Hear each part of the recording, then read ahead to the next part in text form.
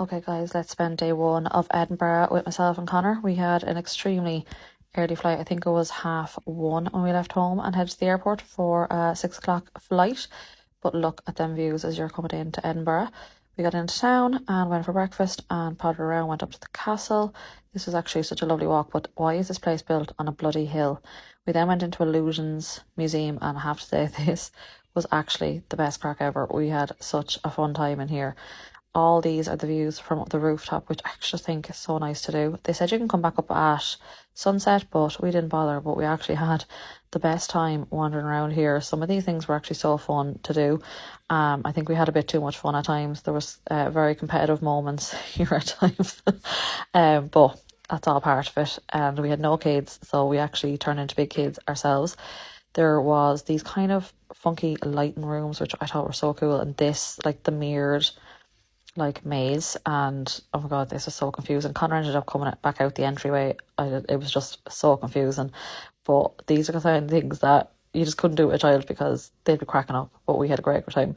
Connor couldn't stomach this. This made you feel like you were spinning upside down, but we had so much fun doing this. I literally thought it was going to fall off. It was actually so hilarious. Then we came out, walked up close to the castle, had a little look around, strolled around all the streets. Then we got the bus out to our hotel, dropped our bags off, and it was right beside the zoo. So we went into the zoo, potted around. This whole zoo is built on the biggest hill of all time. And I think we literally stopped about 1,000 times to catch our breath and to give our legs a break. We were absolutely knackered.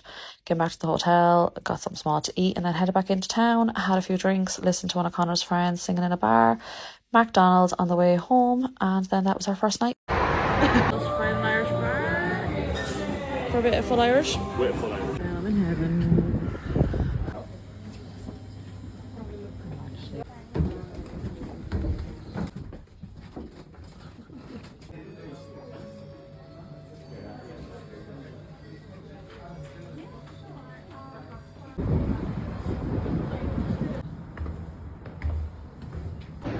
Dungeon experience, what would you rate it? 7. I was terrified. Absolutely fucking petrified. Oh, a Lego. Oh, baby. Ready for the buzz. And we're back in the hotel, relaxing, chilling. Done all our phone calls home, and we're going to wait now for a while. And then we're going back into the city, and we're going to go for dinner with Connor's friends. So, a little bit of chill time now. Ready for dinner? Huh? Ready for dinner? Yeah. Hey guys, we're right outside our hotel. Are they so marvellous?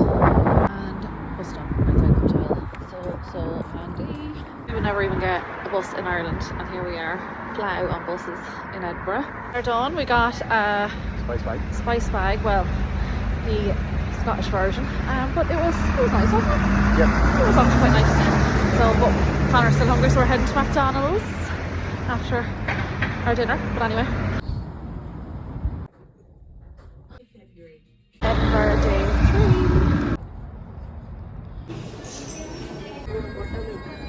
3. We were on a very weird little adventure, aren't we, Connor, into a graveyard? She was scared of the dungeon, so she wanted to come to a graveyard. Oh, we saw Tom Riddle's grave.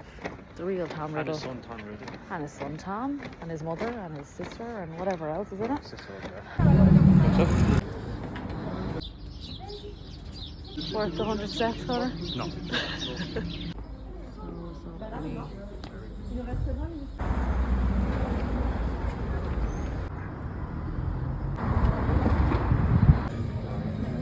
Done, and now we're going to head back to the hotel and get our bags picked up and ready for the airport. You sad to be leaving Edinburgh, Connor? No.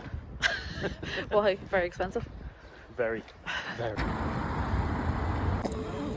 Airport goods. We're in Edinburgh Airport since 6 and our flight is not till 11. So, anyway.